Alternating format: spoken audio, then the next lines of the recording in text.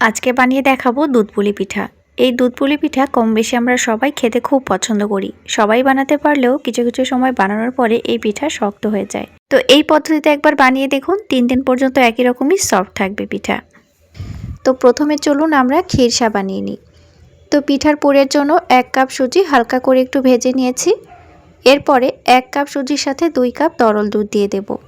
এখানে দুধের ভাগ খুব বেশি দেবেন না, তাহলে এখানে ক্ষীরসাটা খুব নরম পাকের হয়ে গেলে পিঠা বানাতে অসুবিধা হবে। সুজিটা ভালো মতো সেদ্ধ হয়ে যাবে, তখন কিছুটা গরম মশলা আর নলেন গুড় দিয়ে দেব। আপনারা এখানে পাটালি গুঁড়া ব্যবহার করতে পারেন, তবে গ্রেট করে দেবেন। আস্তে আস্তে নাড়াচাড়া করে সুন্দরভাবে ক্ষীরসাটা বানিয়ে নিয়েছি। দেখুন, এবারে এই ক্ষীরসাটাকে একটু ঠান্ডা করে নিতে হবে, তাহলে পিঠা বানানো খুবই ভালো হবে। চলুন তাহলে আমরা চালের গুঁড়ো খামির করে নিই। তো এখানে আমি 1 গ্লাস পানি নিয়েছি, সামান্য একটু লবণ দিয়ে দিলাম। পানিটা ভালো মতো গরম হয়ে যাবে, তখন এখানে 2 কাপ চালের গুঁড়ো দিয়ে দেব। আমি এখানে বাজারের কেনা চালের গুঁড়ো ব্যবহার করেছি, আপনারাও বাজারে কেনা চালের গুঁড়িটা এখানে ব্যবহার করতে পারেন। চ্যানেলে যারা নতুন বন্ধু আছেন তাদের কাছে একটি রিকোয়েস্ট, আমার ভিডিওগুলো ভালো লাগলে চ্যানেলটি সাবস্ক্রাইব করে দিয়ে পাশের বেল আইকনটি অবশ্যই প্রেস করে রাখবেন। আর সাথে অবশ্যই কমেন্ট করবেন, কমেন্ট করলে ভিডিও বানাতে খুব ভালো লাগে। তো আমাদের চালের গুঁড়ো খামির হয়ে গেছে, খামিরটাকে একটু ঠান্ডা করে নেব, তবে খুব বেশি ঠান্ডা করবেন না। হালকা একটু কুসুম থাকবে গরম, তখন আমরা হাত দিয়ে ভালো করে চটকে মেখে নেব। দেখুন, মেখে নেওয়ার পরে ছোট ছোট এবার লেচি করে নেব, তবে এই লেচিগুলো খুব পাতলা করবেন না, তাহলে পিঠার পেট ফেটে ক্ষীরসাটা বেরিয়ে যেতে পারে। দেখুন, এই সাইজের পিঠাগুলো বানাতে হবে। এবার ছোট করে একটু খোল বানিয়ে নিলাম। পিঠাগুলো বানানোর সময় হাতে যদি একটু চিটচিটে ভাব আসে, তাহলে অবশ্যই চালের গুঁড়োটা হাতে হালকা করে একটু মেখে নেবেন। ছোট ছোট করে পিঠাগুলো বানিয়ে নেব। পুলি পিঠার সাইজে একটু ছোট করলে দেখতে বেশি ভালো লাগে। খেজুর গুড়টা আমার কাছে অ্যাভেলেবল ছিল, আমি খেজুর গুড় দিয়ে ক্ষীরসাটা বানিয়েছি। আপনারা এখানে চিনি দিয়েও ক্ষীরসাটা বানিয়ে নিতে পারেন। তো দেখুন বন্ধুরা, এক এক করে আমরা পিঠাগুলো বানিয়ে নিচ্ছি। পিঠার শেপগুলো আপনারা যে কোনো আকারে দিতে পারেন, আপনারা ডিজাইন করে দিতে পারেন, ছোট বড় করে নিতে পারেন, সেটা আপনাদের পছন্দের উপর নির্ভর করবে। তবে এই পিঠাগুলো সাইজ একটু ছোট করলে দেখতে বেশি ভালো লাগে।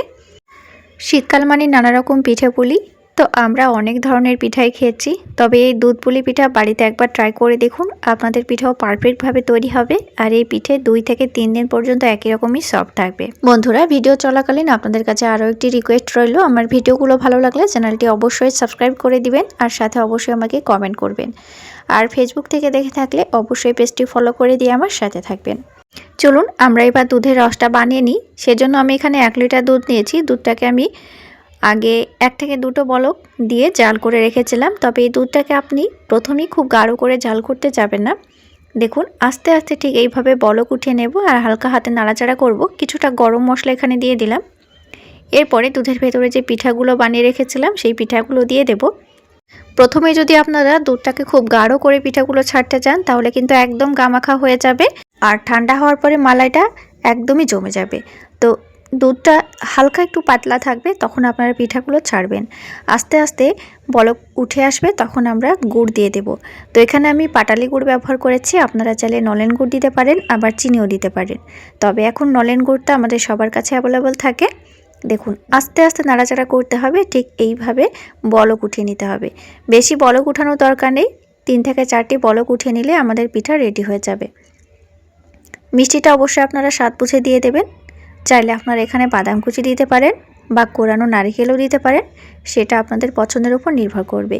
তবে কি বলুন তো, খেজুর গুড়ের দুধ পুলি পিঠা এমনি খেতে খুব টেস্টি হয়। দেখুন, এখনও ধোয়া উঠছে। এবার এই পিঠাটা যদি ঠান্ডা হয়ে যায়, তাহলে একদম গামাখা হয়ে যাবে। তো কেমন হয়েছে আজকের দুধ পুলি পিঠা অবশ্যই আমাকে কমেন্ট করে জানাবেন। আর ভিডিওটি ভালো লাগলে চ্যানেলটি সাবস্ক্রাইব করে দিয়ে পাশের বেল আইকনটি প্রেস করে রাখবেন। আর ফেসবুক থেকে দেখে থাকলে পেজটি ফলো করে দিয়ে অবশ্যই আমার সাথে থাকবেন। তাহলে নতুন নতুন রেসিপি নিয়ে ফিরে আসবো আবার নেক্সট এপিসোডে। দেখুন বন্ধুরা, কতটা সফট হয়েছে এবং কতটা রসালো হয়েছে ভেতর থেকে। তাহলে নতুন নতুন রেসিপি নিয়ে ফিরে আসছি নেক্সট এপিসোডে। নেক্সট ভিডিওর জন্য অবশ্যই আমার সাথে থাকবেন। Thank you.